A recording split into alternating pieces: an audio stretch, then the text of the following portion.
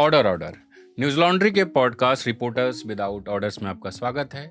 आज इस पॉडकास्ट में बातचीत करने के लिए मौजूद हैं मेरे साथी रिपोर्टर अनमोल प्रीतम और हमारी पूर्व साथी रिपोर्टर निधि सुरेश।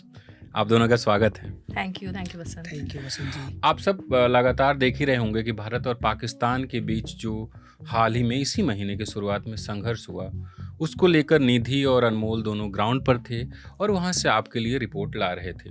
आप सबने वो रिपोर्ट पढ़ी होगी और हमारे यूट्यूब चैनल पर देखी भी होगी। कई लोगों ने तारीफ भी की। हम सबसे पहले आप दोनों से, क्योंकि आप दोनों के जर्नलिस्टिक करियर में ये पहला मौका होगा जब आप एक तरीके के वॉर वाले सिचुएशन में थे। हालांकि वॉर नहीं हुआ लेकिन सिचुएशन बन चुका था। आप लोगों का एक्सपीरियंस कैसा रहा वहाँ रिपोर्टिंग का, वो पहले मैं जानना चाहूँगा। पहले मैं डिस्क्लेमर देना चाहती हूँ कि मेरी हिंदी इतनी अच्छी नहीं है, तो बीच में मैं इंग्लिश में बोलूँगी। जी। हम आप पे वो दबाव नहीं बनाएंगे कि आप दिल्ली में हैं तो अभी तो बोल रहे थे।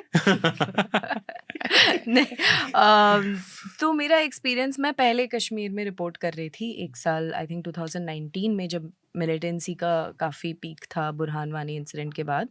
पर ऑब्वियसली ये सिचुएशन बहुत अलग था। आई थिंक जब हम पहुँचे थे पहले 2 दिन काफ़ी टेंस था, क्योंकि तब भी ब्लैकआउट चल रहा था। There was a lot of drones happening at night. तो उस समय थोड़ा टेंस था, and it was one of those situations where we had a few story ideas, but most of it was to be done on ground. जब हम वहाँ जाके situation के हिसाब से हम स्टोरी करने वाले थे। बट आई थिंक दूसरी दिन जब हम बीच में रिपोर्टिंग कर रहे थे, एक हॉस्पिटल में थे हम जम्मू में, जब सीज फायर अनाउंस हुआ, तो in a way it was interesting because we were reporting on a family who had lost 2 of their children cross firing में, पूंछ में, and the father and the mother were in the hospital. Father को treatment मिल रहा था, but he did not know that his children had passed away. And the ceasefire was actually, the family told me कि अभी news आया है कि Trump has announced the ceasefire. So it was a very ironic moment to hear about the ceasefire from a family that had actually lost their children to this war-like situation. So for me, I think that was the most क्या बोलते हैं, most telling moment कि even in a situation like this, people pay the price. A lot of people who live along the borders end up paying the price for 2 countries that decide to go into military escalation. And उसके बाद हमने बहुत सारी reporting की on security, relief, rescue, medical equipments, वो सब। कुछ reports hopefully by the time ये पॉडकास्ट रिलीज होगा, तब we hope that one of our final reports come out. So it was a very new experience, a huge learning experience. Personally, मेरे लिए I had been doing long form, so it was interesting to come back to spot reporting थोड़ा। पर हाँ, मेरे लिए ऐसा लगा। I don't know अनमोल, आपके लिए कैसा था अनुभव? क्योंकि अनमोल, ये वाला जो ड्रोन था वो किसान आंदोलन के ड्रोन से बहुत अलग था। किसान आंदोलन में ड्रोन आते थे ना, वो आके ये थोड़ा अलग था। टीयर गैस वाले तो उसमें आंख से आंसू गिरते थे। इधर तो मौत हो सकती थी और कई लोगों की डेथ भी हुई है। तो वो आपका अनुभव कैसा रहा? एक इंटरेस्टिंग, जब हम लोग वहाँ पर पहुँचे जम्मू, जिस रात हम लोग पहुँचे, उस रात में भी ड्रोन अटैक हो रहे थे, जिसे न्यूट्रलाइज किया जा रहा था इंडियन एयर डिफेंस सिस्टम द्वारा। तो वो तो हम लोग होटल के छत पर, उसका हम लोगों ने वीडियो भी बनाया था, और उस समय लग रहा था कि बहुत काफ़ी टेंस सिचुएशन था। नेक्स्ट मॉर्निंग हमें पता चला कि उसी रात सेलिंग हुई। हम लोग होटल में थे, तब आवाज़ भी आ रही थी, सेलिंग की, धमाकों की आवाज़ आ रही थी। तो हम दोनों एक दूसरे को टेक्स्ट भी कर रहे थे अपने अपने रूम से कि आपने सुना क्या आवाज़ आई अभी धमाके की। और हमें होटल में बोला गया था कि आप लाइट ऑन मत रखिएगा, लाइट ऑफ रहेगा। और तो फिर नेक्स्ट मॉर्निंग जब हम लोग गए जम्मू में, रेहाड़ी जो कॉलोनी थी, वहाँ पर जो सेलिंग हुई थी, एक घर पर आकर गिरा था। तो वहाँ जब हम लोग रिपोर्टिंग कर ही रहे थे, बहुत सारे वहाँ पर मीडिया पर्सन थे, पुलिस थी, इवन सीएम भी आए थे, सीएम उमर अब्दुल्ला भी। तो वो सीएम चले गए, उसके थोड़ी देर बाद कुछ जा रहा था प्लेन टाइप का ऊपर से। तो अचानक से वहाँ जितने सिक्योरिटी के लोग थे, सब बोलने लगे कि सब लोग यहाँ से निकल के जाओ। और हम लोग भी ऐसे गए थे, हम लोग बुलेट प्रूफ जैकेट तब हम लोगों ने नहीं पहना था। हम लोग देखने गए थे कि अभी यहाँ का क्या सिचुएशन है। कोई स्टोरी हो सकती है कि नहीं? हाँ, नहीं, स्टोरी तो थी, क्योंकि सेलिंग वहाँ पर हुई थी और डैमेज हुआ था, प्रॉपर्टी डैमेज हुई थी, एक को चोट भी आई थी। तो हम लोग वहाँ कर ही रहे थे, तभी वो सबको हटाने लगे और सब एकदम से पैनिक क्रिएट हो गया कि यहाँ पर भी अटैक हो सकता है। फिर हम लोग वापस गाड़ी में आए और हम लोगों ने फिर से जैकेट पहनी और फिर हम लोग गए। तो उसके बाद रिपोर्टिंग कंप्लीट की और बहुत सारे रिपोर्टर जो उधर उस समय उसके पहले जो हमारे होते हैं टीवी के वीर चिल्लाते हैं वो सब गायब हो गए थे जब हम दोबारा आए कहानी करने। टीवी के वीरों पे हम थोड़ा बात करेंगे हाँ। क्योंकि आप लोगों की एक करनी स्टोरी भी चाहिए। है हम्म, कि कैसे एक व्यक्ति जो भारतीय नागरिक थे, पाकिस्तान की तरफ से गोलीबारी में मौत होती है और बदकिस्मती ये हमारी मीडिया की कि वो उनको आतंकवादी बताकर चलाती है। कारी मोहम्मद इकबाल। हाँ, तो आप लोग उनके फैमिली से मिले हैं, उनके बारे में थोड़ा बताइए। और उससे पहले मैं एक चीज़ और जोड़ दूं, और ऐसी रिपोर्टिंग को हमारे भारत के सूचना मंत्री शाबाशी देते हैं, कहते हैं कि हमारी मीडिया ने बहुत अच्छा काम किया। तो ये अजीब सी बात है। तो इस बारे में इस स्टोरी के बताने से पहले मैं एक चीज़ बताना चाहूँगा कि पुंछ में लेके लोगों का मीडिया को लेके परसेप्शन क्या है बिफोर दिस इंसिडेंट जो मीडिया ने किया। पुंछ एकदम रिमोट एरिया में है हमारे देश के, उस इलाके में है जहाँ के बाद पाकिस्तान शुरू होता है और सेलिंग और सीज फायर ये सब उधर होती रहती है। तो वो लोग वहाँ हैं जो जैसे बाकी लोग कहते हैं ना कि अगर बहुत तुम में देशभक्ति है, बहुत ज़्यादा जुनून है तो बॉर्डर पे जाओ, बॉर्डर पे जाके दिखाओ ना देशभक्ति। तो वो लोग सच में बॉर्डर पे ही हैं, ठीक है। जो हमारे लिए कहानियाँ हैं वो उनके लिए उनके जीवन का लाइफ हिस्सा है, है। उनकी लाइफ है। और वहाँ पर हम लोग एक गांव में गए थे, तो वहाँ पर जब हम पहुँचे तो उन्होंने हमें बताया कि यहाँ पर आज तक कोई नेशनल मीडिया से आया ही नहीं है। जी। एक्चुअली उन्होंने कभी एक जर्नलिस्ट को देखे नहीं है हाँ, अच्छा। In person. तो वो वहाँ पर हम लोग गए तो अब वहाँ पर ये एक होप है मीडिया से, लोगों को बहुत ज़्यादा होप है कि नेशनल मीडिया आई है तो कुछ चेंजेस होगा, कुछ जी। बदलाव होगा हमारी लाइफ में। तो मीडिया को वो ऐसे देखते हैं, मीडिया को वो अभी दिल्ली में हम लोग बैठे हैं, यहाँ मीडिया की इमेज बहुत ख़राब है। बहुत। लोग जिस तरह नज़रिया बदल चुका है, लेकिन वहाँ के लोगों में अभी भी ये नज़रिया था, मीडिया को लेकर एक भरोसा था कि अगर मीडिया आती है तो मीडिया की वजह से हमारा सिचुएशन चेंज हो सकती है, हमारे जीवन में परिवर्तन, उनका एक भरोसा था मीडिया जी। पे। इसके बाद उस टाउन में जिन्होंने गोदी मीडिया का नाम भी नहीं सुना था, इसके बाद उन्होंने भी गोदी मीडिया बोलना शुरू कर दिया अच्छा। टीवी को। और वो एक हम लोग पुंछ नहीं पहुंचे थे, नौशेरा और रजौरी में थे, तभी लोग ये बात कहने लगे जिनसे भी हम बात करते थे कि टीवी ने बहुत गलत किया। और हमारे पुंछ शहर को, एक तो हमारा पुंछ शहर खबरों में आता नहीं, पहली बार कोई जान रहा है देश में, बहुत सारे लोग पहली बार जाने होंगे कि पुंछ भी कोई जगह है देश में। और वहाँ पर जब खबर जा रही है तो इस तरह से जा रही है कि वहाँ पर एक टेररिस्ट मारा गया। तो वहाँ के लोग कह रहे थे कि टीवी वालों को इतना तक नहीं पता कि मौलाना जहाँ मारे गए वो पुंछ में हो, क्या उनको लगता है कि पुंछ पीओके में है? इतना तक उनको नहीं पता है। तो उस शहर के लिए इस तरह की खबरें जाना टीवी द्वारा कि वहाँ के एक बहुत छोटा सा सर्कल होता है, लोग एक दूसरे को जानते हैं बाय फेस बाय नेम, सालों से जानते हैं। वहाँ पर जब इस तरह की खबरें जाती हैं तो वो अब वहाँ का सिचुएशन आप सोच सकते हैं, वो पैनिक हो जाते हैं क्योंकि मीडिया को लेके एक भरोसा है कि मीडिया जो दिखा रहा है सच दिखा रहा है। तो जिस फैमिली के बारे में है वो फैमिली भी पैनिक हो जा रही है कि ये, या फिर बाकी लोग भी कि ये क्या सच में इस तरह का था क्या, मीडिया क्योंकि मीडिया दिखा रही है। तो बाद में वो लोग उसके उन्होंने मीडिया के सारे टीवी चैनलों और बाकी लोगों के रिपोर्टर से पहुंचने से पहले उनके भाई ने खुद वीडियो रिलीज किया था। ट्विटर पर किसी ने वीडियो डाला था, उनके भाई ने, पूरी फैमिली ने, कि ये खबर झूठ है। और जो बाद में पुंछ पुलिस ने भी क्लैरिफिकेशन दिया हाँ, था। वो जिस स्कूल में पढ़ाते थे उस स्कूल के जो वाइस प्रिंसिपल थे, उनको जब ये पता चला तो उन्होंने वहाँ के एसपी और डीसी से बातचीत की कि ये क्या चल रहा है मीडिया में। तो पुलिस ने तुरंत स्टेटमेंट रिलीज किया कि ये मिस इन्फॉर्मेशन, फेक न्यूज़ फैलाया जा रहा है इनको लेकर। निधि, जो अनमोल ने पूंछ का जिक्र किया, पूंछ सबसे ज़्यादा प्रभावित रहा और आप दोनों की टेक्स्ट और वीडियो दोनों में रिपोर्ट है पूंछ को लेकर। मैं हिंदी वाला अगर पढ़ दूं कि पूंछ के जख्म, 7 से 10 मई के बीच हुई तबाही, मौतों और टूटे सपनों की कहानी।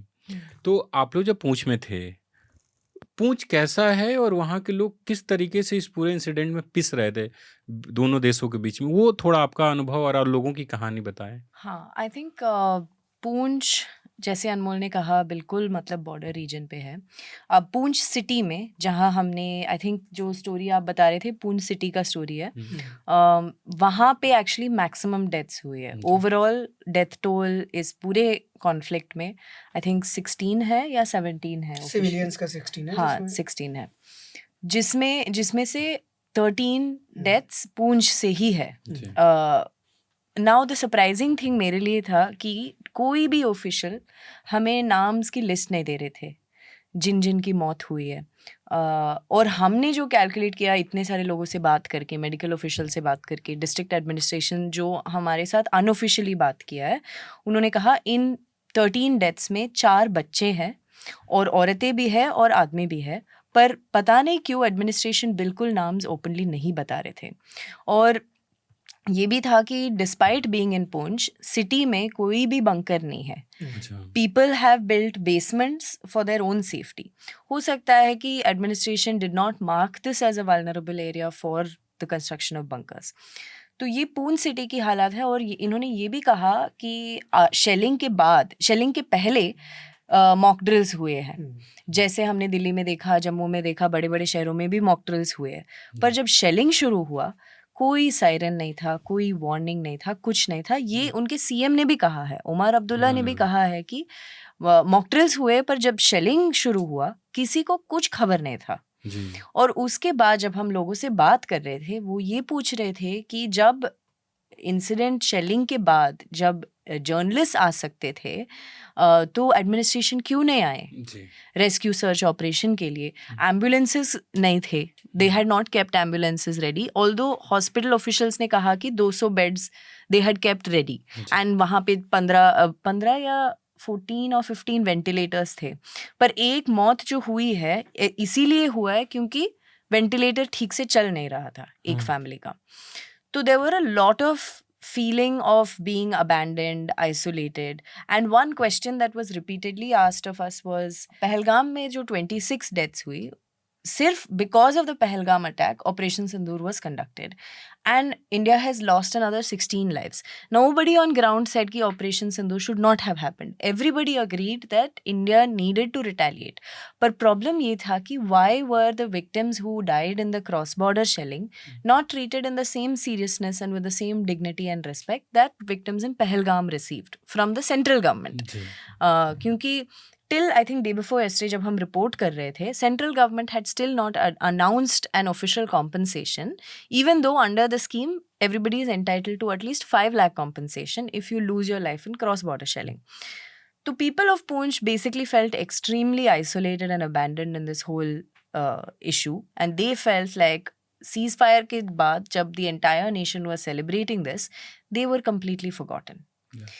And अगर मैं एक चीज़ in the previous conversation about the media, I just want to add that ये जो studios जो misinformation फैला रहे हैं, for me at least it was a really frustrating experience to see how the journalists on field from the same channels, be it Network 18, Z, Republic, all these channels which got the information about the Maulana's death wrong, their own reporters on ground are really struggling because of what studios in Delhi do.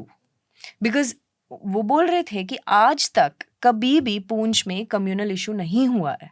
But because of the kind of coverage that happened from Delhi studio, the reporters on ground were suddenly starting to get scared कि उनके ऊपर मारपीट होगी, जो वहाँ पे कभी हुआ नहीं है। एक और चीज़ इसमें जो वहाँ के लोकल रिपोर्टर्स हैं जो इन चैनलों के लिए स्ट्रिंगर या वैसे तौर पर काम करते हैं, उन लोगों ने ये बताया कि जब कारी मोहम्मद को लेकर ये फेक न्यूज़ चलाया गया कि वो टेररिस्ट थे, तब वहाँ के किसी लोकल रिपोर्टर से कंफर्म नहीं की गई खबर, पुंछ से किसी भी पुंछ के लोकल रिपोर्टर से ये चीज़ कंफर्म नहीं की गई कि हाँ, तो बेसिकली ये जो टीवी पे बैठ के कुछ भी बोल देते हैं एंकर, ये उसका मनगढ़ंत कहानियाँ थी। परिणाम रिपोर्टर भुगतते हैं ग्राउंड पे। कई बार उनके साथ हाथापाई होती है, कई बार किसान आंदोलन में तो पिटाई भी हुई। यहाँ तो क्या हुआ अभी तो कोई जानकारी नहीं है। तो बता रहा हूँ ना मैं आपको, वो शहर जहाँ मीडिया को लेके मीडिया का इतना सेक्रेड इमेज था ये, अब उस शहर में भी लोग ये टीवी चैनलों का माइक देखकर गोदी मीडिया बोल रहे हैं। एक चीज मैं आप दोनों से पूछना चाहता हूँ, पूंछ पे ही, क्योंकि हम लोगों की एक विस्तृत रिपोर्ट है, आप उसको पढ़ भी सकते हैं इंग्लिश में, हमारी न्यूज़ लॉन्ड्री और द न्यूज़ मिनट की वेबसाइट पे है, और यूट्यूब पे भी आप उसको देख सकते हैं। तो आप देखिए वहाँ के हालात।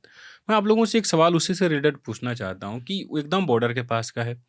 भारत सरकार को पता होगा कि जब इधर से हमला होगा आतंकी ठिकानों पे तो पाकिस्तान रिटेलिएट करेगा, उधर से हमले होंगे, तो उनको वहाँ से हटाने की कोई व्यवस्था थी, कुछ वैसा था, कुछ उनको इन्फॉर्मेशन थी कि ऐसा कुछ हो रहा है, थोड़ा पीछे हो जाओ? जहाँ तक हमने लोगों से हम्म बातचीत की, जितने विक्टिम फैमिली से बात की, वो हमारे वीडियो में भी है, टेक्स्ट में भी है। लोगों ने ये बताया कि वो उनको ये पता था कि मॉक ड्रिल होगी, और मॉक ड्रिल का मतलब सब जानते हैं कि एक तरह का ये नाटक है, हाँ। ये असली युद्ध नहीं है। तो वो इस बात के लिए प्रिपेयर नहीं थे कि पाकिस्तान से सेलिंग होगी और पुंछ सिटी में हो जाएगी, क्योंकि सिटी में जहाँ तक वो लोग बता रहे हैं कि अब तक सिटी में नहीं हुआ है।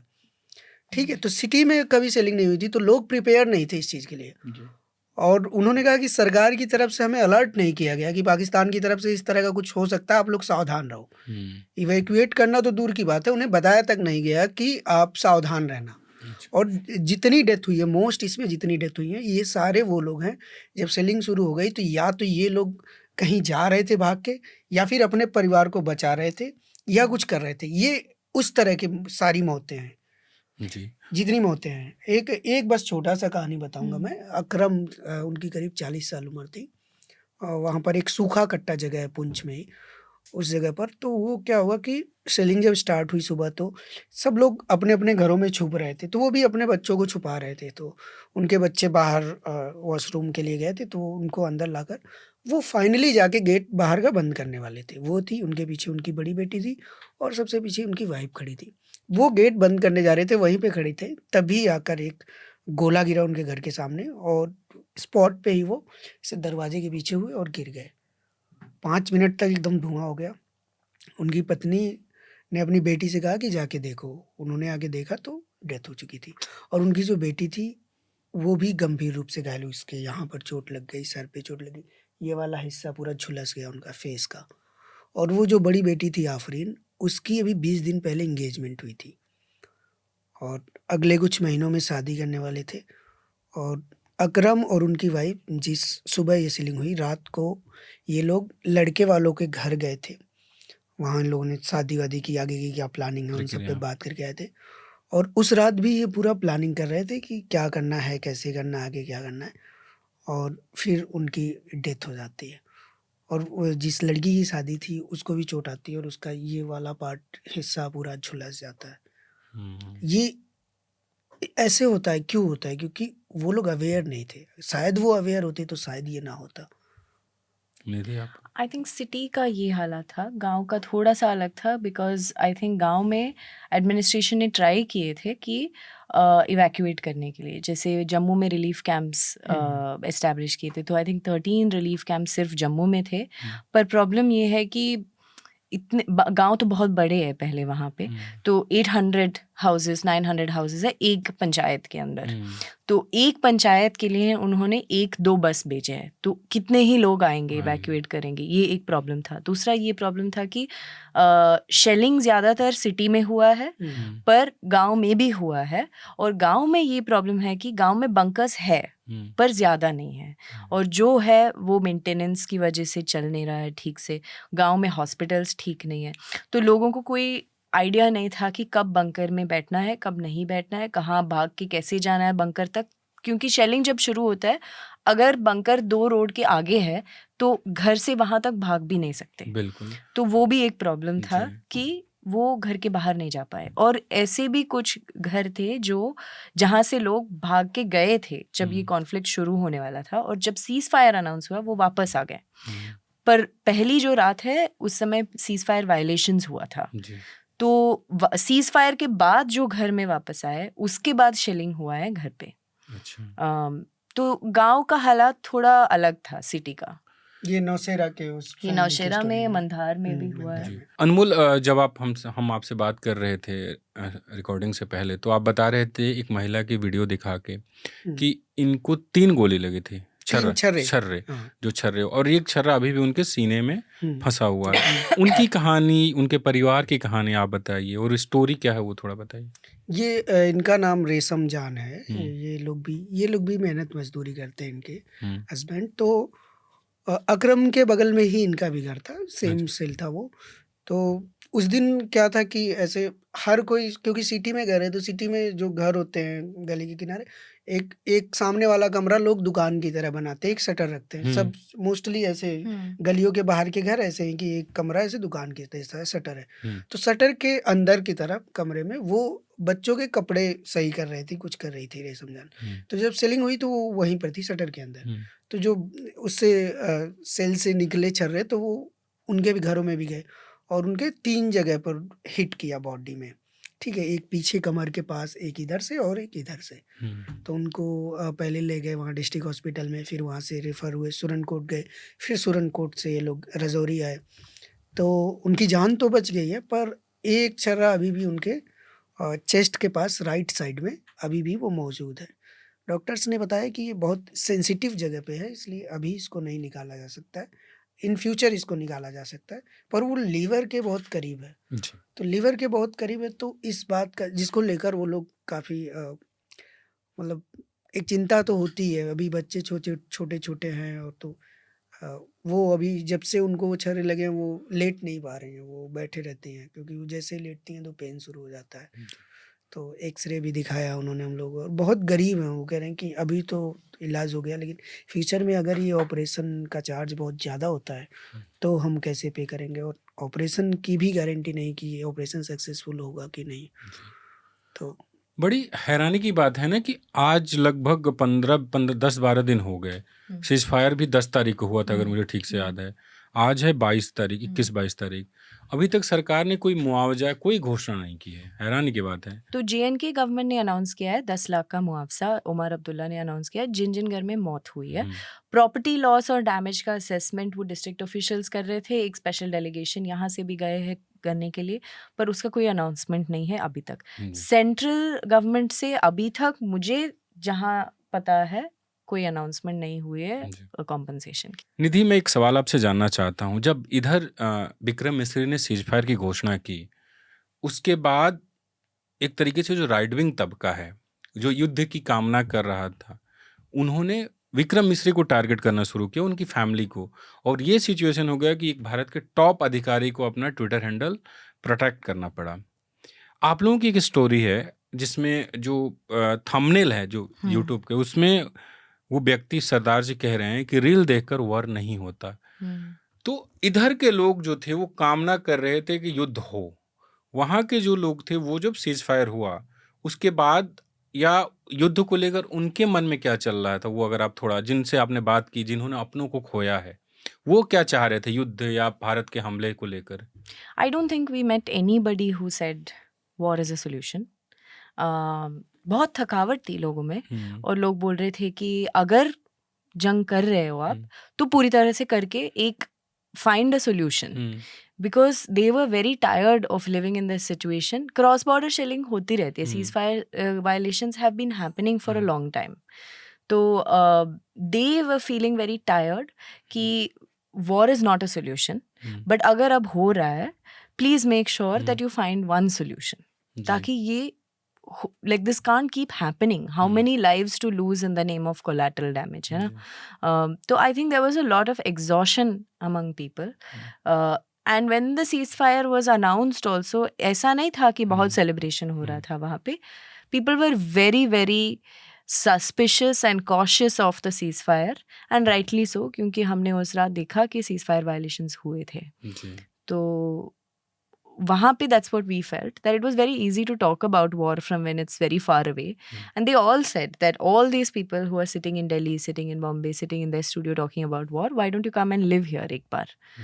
जो हमारी reality है, हमारी life है, एक दिन एक रात तो गुजर के देख लो कि how it is to live in this constant tension of not knowing whether your house will remain or your family members will be safe. निधि को एक स्टोरी के लिए जाना है, ऐसे में हम इन्हें विदा करेंगे।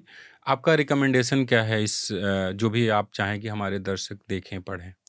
तो मैं एक्चुअली एक बुक पढ़ रही हूँ अभी, it's called society girl by Saba Imtiaz Tuba Masood Khan. ये actually is a small investigative story about a murder in Karachi, Pakistan में. And but the story actually ends up telling the whole, it helps you understand the system of police and crime in Pakistan. So it's very well written. So I am really enjoying reading this book right now. So that's what I would recommend. Thank you Nidhi, आगे ज़रूर हम इस podcast में आपसे बात करेंगे। हाँ, बिल्कुल।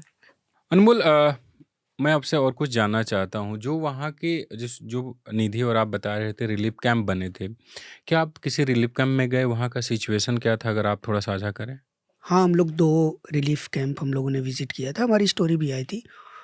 तो जब हम लोग पहला रिलीफ़ कैंप, हम लोकेशन उसका नहीं बता सकते सिक्योरिटी रीज़न से, तब भी हमें डिस्क्लोज़ करने को नहीं बोला गया था हुँ। रिलीफ़ कैंप का लोकेशन। निशाना बना सकते थे। हाँ, इसलिए हमें लोकेशन और वहाँ की आइडेंटिटी रिवील नहीं करनी थी रिलीफ़ कैंप की। तो हम लोग वहाँ गए थे, इसलिए वीडियो भी हम लोग वहाँ नहीं किया, हमने टेक्स्ट स्टोरी किया, लोगों की बातचीत की।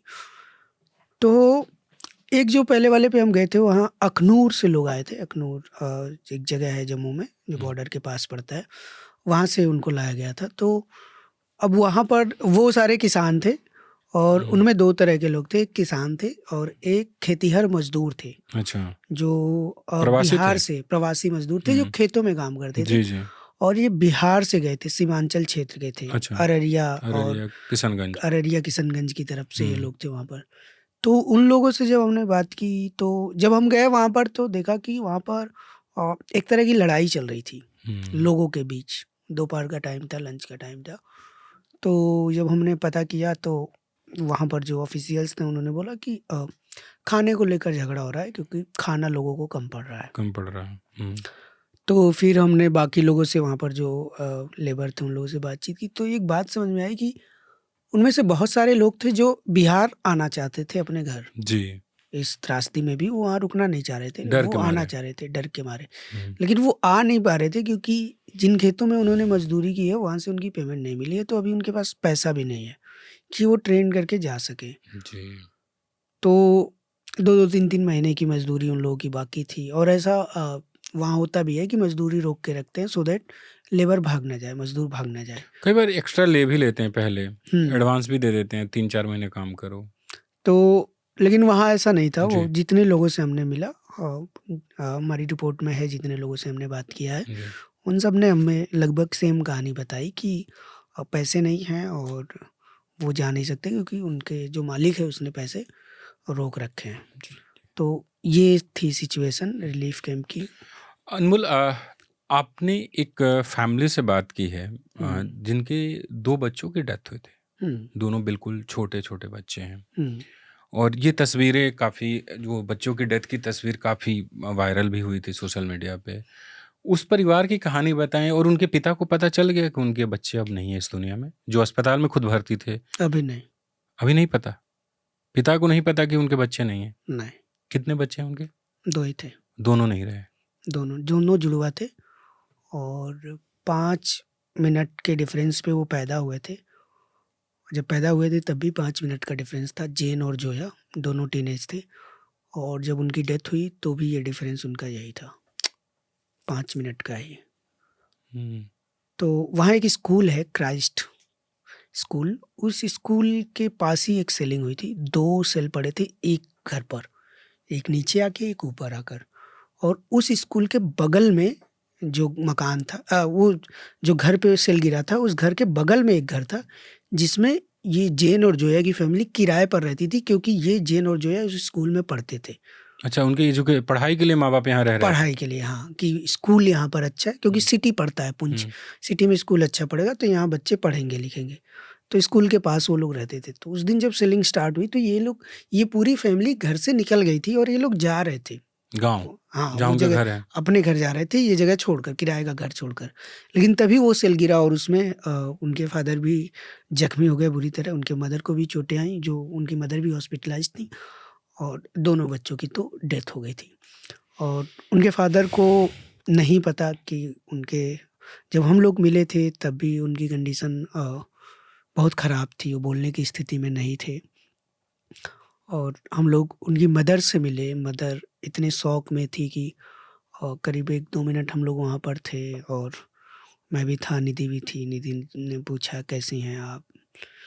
तो वो थोड़ा देर वो देखती रहीं और फिर रोने लगीं। हुँ। तो कुछ बोल नहीं पा रही थीं वो।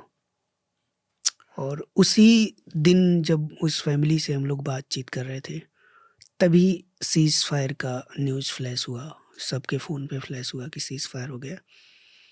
तो उन बच्चों के अंकल थे, तो उनसे पूछा भी, मैं और निधि दोनों थे। निधि ने पूछा कि अब तो सीज़ फायर हो गया है, तो उन्होंने कहा कि तो हमारा जो गया वो वापस थोड़ी आएगा। बिल्कुल। तो वो जो बात थी, वो बात इमोशनली बहुत हिट करती है किसी को भी। तो कि वहाँ किसी के की 2 जुड़वा बच्चे, दोनों एक ही साथ, हुँ, 2 ही बच्चे, मतलब एक भी बच्चा को कुछ खरोच आ जाए तो माँ-बाप बेचैन हो जाते हैं। उनका तो 2 बच्चा था, दोनों इस दुनिया में नहीं रहा। हम उस वीडियो को दिखा नहीं सकते। हमने वो वीडियो देखी है घायल होने के बाद बच्चों की, उसे हम कहीं यूज़ नहीं कर सकते और उसे डिस्क्राइब ज़्यादा डिटेल में नहीं कर सकता। पर मैं आपको इतना बता सकता हूँ कि उस बच्चे को जब ले जा रहे थे, तो ये जो सर का पार्ट है, ये पूरा ऐसे खुल गया था। ये ऐसे आधा लटका हुआ था। वो कोई देख नहीं सकता वो वीडियो और उसे बिल न्यूज़ में दिखाया भी नहीं जा सकता। बिल्कुल मतलब ये जो दृश्य है, फिर आपका वो इंटरव्यू याद आता है मुझे कि यहाँ जो लोग दिल्ली और दिल्ली के आसपास रह के ये लिख रहे थे कि नो वॉर, डीएक्सेलरेट, उनको बाकायदा गालियाँ दी जा रही थी कि तुमको बड़ा युद्ध नहीं होने का। और आपके एक इंटरव्यू में एक व्यक्ति कहता है रील देख के युद्ध नहीं होता। हुँ। तो जो लोग अपनों को खोते हैं, युद्ध उन पर असर करता है। दिल्ली में बैठने वालों पे तो, या कहीं बैठे हुए कुछ भी बोल रहे हैं टीवी में। तो वो जो इंटरव्यू आपने लिया था, उस व्यक्ति की थोड़ी कहानी मुझसे साझा करेंगे आप? वो जिसने कहा था रील देखकर, वो कौन वो है? जमरोद सिंह हैं। वो कौन है? अमरीक सिंह थे एक, हाँ, जो कि भजन गाने, कीर्तन गाने का काम करते थे गुरुद्वारों में? गुरुद्वारे में। जी। तो अमरीक सिंह अपनी उनकी एक छोटी-सी दुकान भी थी और इसी तरह के काम वो करते थे और रागी थे वो, रागी, हुँ, और ज़्यादा कुछ आमदनी नहीं थी। तो वो उस दिन भी सुबह वो भी डेली रूटीन जो जैसे होता है वैसे ही नॉर्मल था। पूरे पुंछ में यही था।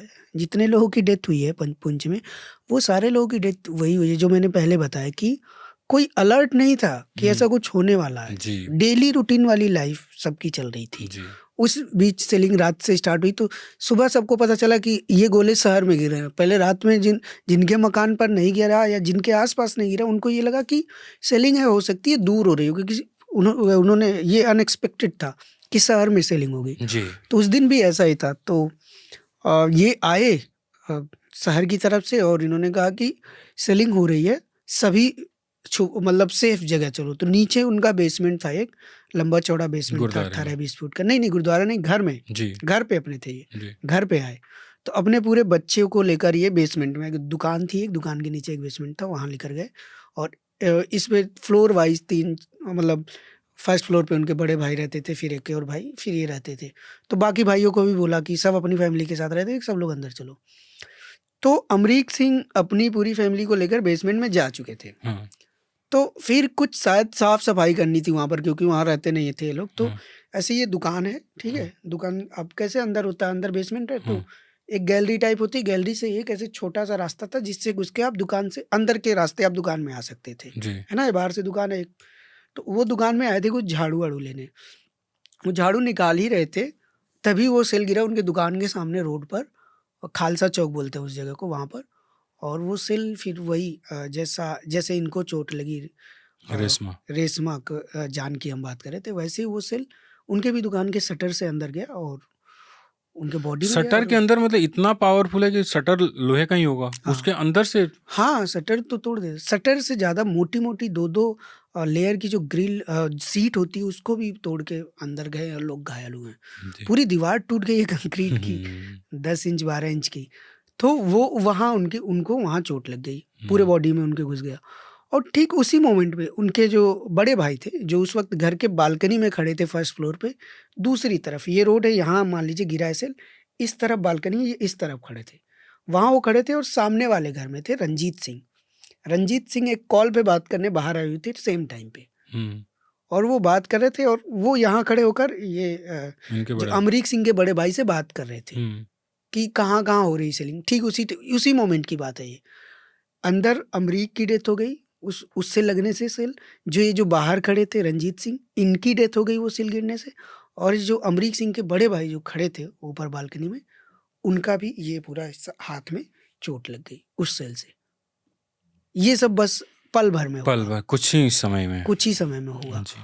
तो ये जमरोद सिंह इनके नेफ्यू हैं, अमरीक सिंह के, जिनके पिता को लगा है या एक और? नहीं एक और भाई हैं अच्छा उनके। जी।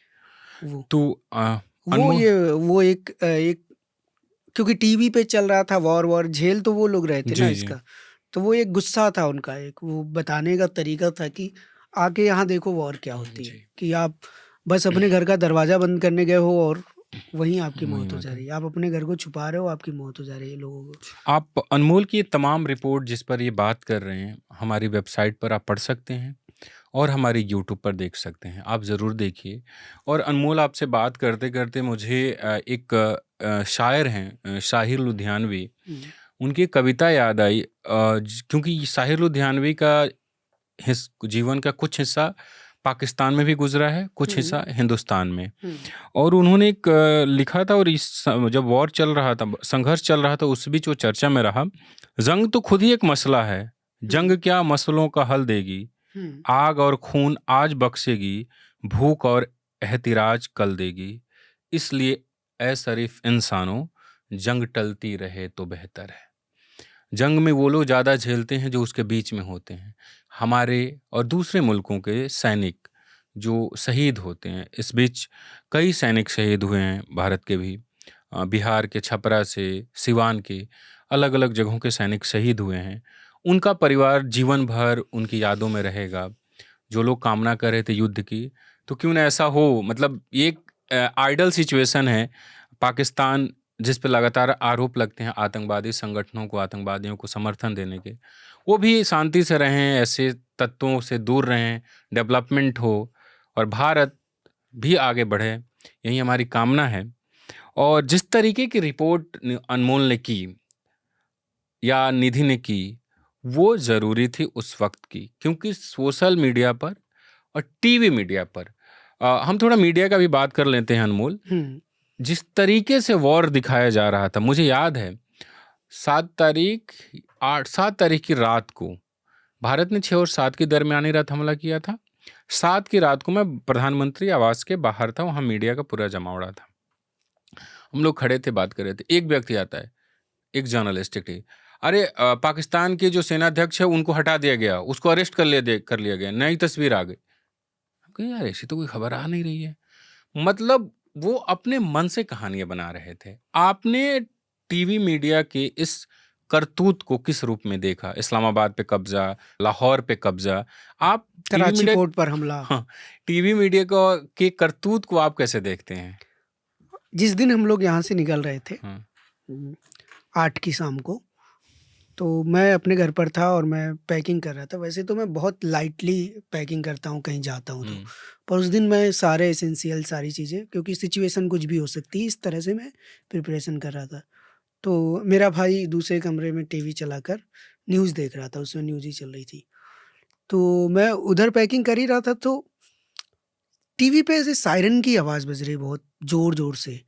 तो तब तक क्योंकि मैं टीवी देखता नहीं हूँ, तो मुझे नहीं पता था कि ये टीवी पे चल रहा है। सायरन की आवाज़ टीवी पे चल रही बहुत ज़ोर-ज़ोर से, तो मैं अपने कमरे में से भाग के आया दौड़ के बाहर। मैंने पूछा क्या हुआ, सायरन की आवाज़ कहाँ से आ रही है? वो कह रहा है ये तो टीवी में चल रहा है।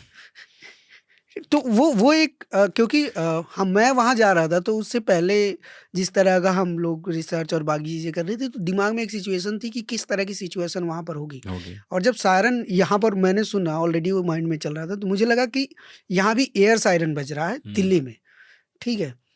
तो वो इस तरह का पैनिक क्रिएट कर रहा है। एग्जैक्टली यही चीज़ टीवी कर रहा था। वो जितना वो खबर बता नहीं रहे थे, उससे ज़्यादा वो पैनिक क्रिएट कर रहे थे लोगों के अंदर। अब क्या होता है कि ऐसे आप देखोगे, ऐसे हम बात करते हैं कि लड़ाई इंडिया पाकिस्तान के बीच लड़ाई होने वाली है, या जो भी चल रहा है, दो देशों के बीच चल रहा है। लेकिन जो एलओसी के बिल्कुल करीब है, 1 किलोमीटर से कम के भी एरियल डिस्टेंस पे है, उसके लिए ये लड़ाई कितनी, उसके लिए ये लड़ाई 1 किलोमीटर दूर की बात है। इट्स लाइक दो डिफरेंट गांव हैं जिसके बीच में एक सीमा है, उस तरफ से इधर फायरिंग हो रही है। तो वो इतना करीब है इस चीज़ के। वो टीवी से वॉर को नहीं देख रहा, वो वहाँ देख रहा है कि वहाँ क्या क्या उस पर बीत रही है। इसलिए टीवी को लेकर, क्योंकि टीवी में लगातार वॉर हो जाए ये चीज़ चल रहा था। इसको लेकर लोगों का गुस्सा एक बहुत ही जायज़ गुस्सा था। क्यों? क्योंकि वो कह रहे थे कि हमको इस बात से प्रॉब्लम नहीं है कि वॉर हो या ना हो, और वो ये कहते थे कि वॉर अगर हो रही है तो एक फाइनल हो, कुछ डिसाइसिव हो। क्योंकि वो भी इस चीज़ से तंग आ गए हैं कि बार-बार सेलिंग हो रही है और इसमें उनका नुकसान हो रहा है, उनके लोग मर रहे हैं, उनके घर नुकसान हो रहे हैं, उनकी ज़िंदगी भर की कमाई, गाड़ी सब तबाह हो रही। तो वो ये तो चाहते थे कि एक फाइनल सॉल्यूशन हो, लेकिन ये ऐसा ना हो कि किसी दिन सेलिंग हो गई, हमारी डेथ हो गई, कुछ हो गई। तो बस वो ये कह रहे थे कि जितने लोग टीबी में हैं, उनको आके कह दीजिए कि यहाँ आकर एक बार बैठ जाएँ, क्योंकि हम तो झेल रहे हैं, हम कई पीढ़ियों से झेल रहे हैं और हम देख रहे हैं। वो यहाँ एक बार आके देख लें, फिर उनको पता चल जाएगा। इवन बच्चे, बूढ़े सब ये बात बोल रहे हैं। जब भी देश किसी मुश्किल स्थिति में रहा, देश में कुछ ऐसा सिचुएशन आया, टीवी मीडिया ने अगर कुछ मतलब रायता फैलाने के अलावा कुछ नहीं किया। जब कोविड था तो टीवी मीडिया ने तबलीगी जमात और फलाना ढिमकाना करके जमकर रायता फैलाया। उसके बाद भारत पाकिस्तान के बीच संघर्ष की स्थिति बनी। जो मन में आया, वो एक रील आ रहा था कि अरे उन्होंने कराची पे हमला करवा दिया तो हम इस्लामाबाद पे करवा देते हैं। अरे सर वो तो तीसरे चैनल ने करवा दिया तो हम लाहौर पे करवा देते हैं। मतलब होड़ चल रही थी फेक न्यूज़ फैलाने की।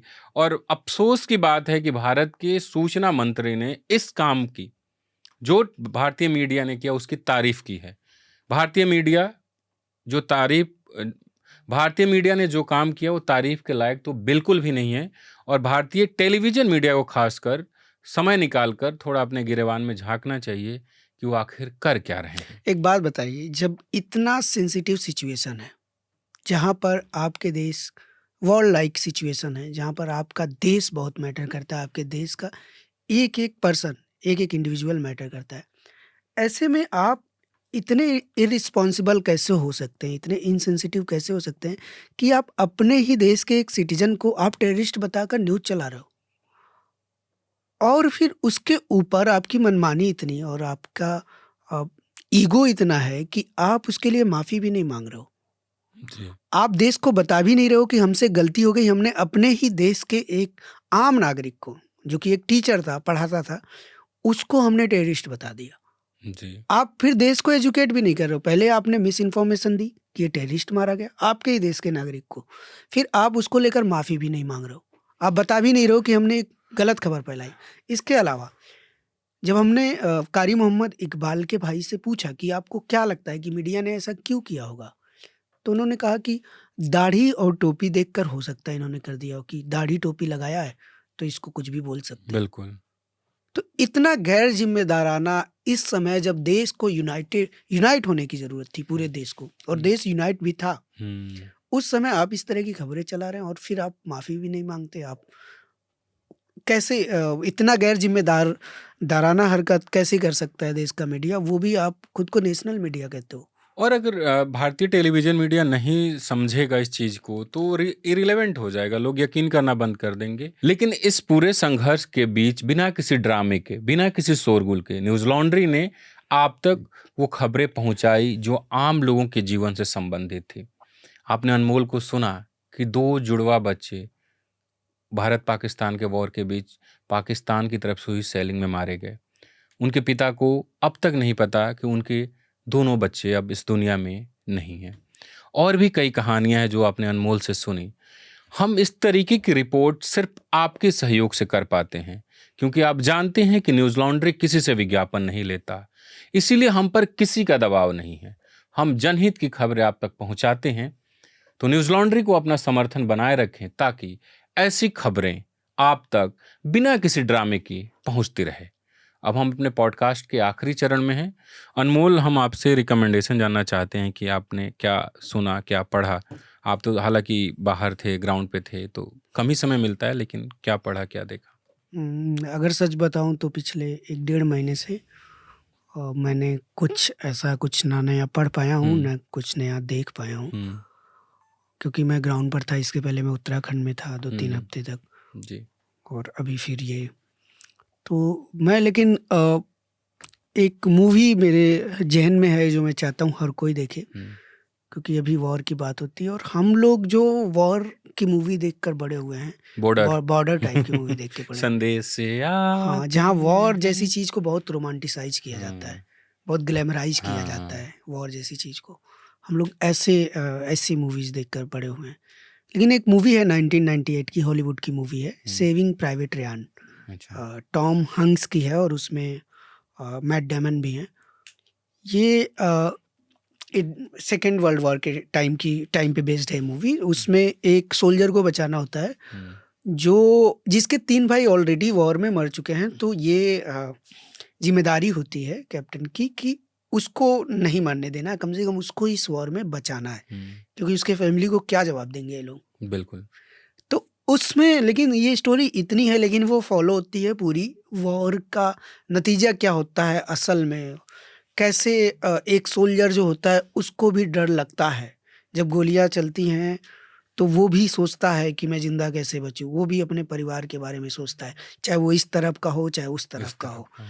कैसे वो कोशिशें करता है, तमाम सारी चीज़ें, तमाम सारे इमोशंस आपको, जो ह्यूमन इमोशन है, जो ग्लैमराइज करके ढक दिया जाता है जो रियल इमोशन को, उसके बहुत करीब ये मूवी आपको ले जाती है। मैं नहीं कहूँगा कि 100% उतना ले जा रही, पर उसके बहुत करीब लेकर जाती है आपको, कि आपको वो फील होगा कि वॉर कितना मतलब दर्दनाक हो सकता है, चाहे वो आप सोल्जर के नज़रिए से देखें या आम लोगों के नज़रिए से देखें। जी और ये ग्लैमराइज करने वाली चीज़ तो बिल्कुल नहीं है। जी जी तो इस मूवी को मैं चाहूँगा कि लोग देखें। इसका नाम है सेविंग प्राइवेट रियान। जी। मेरा जो रिकमेंडेशन है, मैं एक डॉक्यूमेंट्री टाइप की आई है नेटफ्लिक्स पे, ओसामा बिन लादेन को कैसे मारा गया था।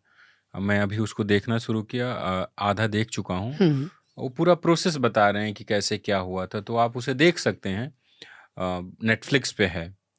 तो इसी के साथ हमारा पॉडकास्ट ख़त्म होता है। आपको न्यूज़ लॉन्ड्री का ये पॉडकास्ट कैसा लगता है, हमें ज़रूर लिख कर भेजिए। मेरा ईमेल आईडी है basant@newslaundry.com, अनमोल का anmol@newslaundry.com, और दूसरे सोशल मीडिया नेटवर्क पर भी हम लोग मौजूद हैं। तो आप लिख कर भेजिए आपको क्या अच्छा लगता है और क्या ख़राब लगता है। अगर जो आपको बुरा लगता होगा, अच्छा नहीं लगता होगा, हम उसको बेहतर करेंगे और हम इस पॉडकास्ट को और अच्छे तरीके से आप तक लाएंगे। आप सबका बेहद शुक्रिया। Journalism at News Laundry is powered by the public, because when the public pays, the public is served. Visit newslaundry.com/subscription and pick a payment plan of your choice. Pay to keep news free and independent. Your future, and indeed the future of democracy, depends on it.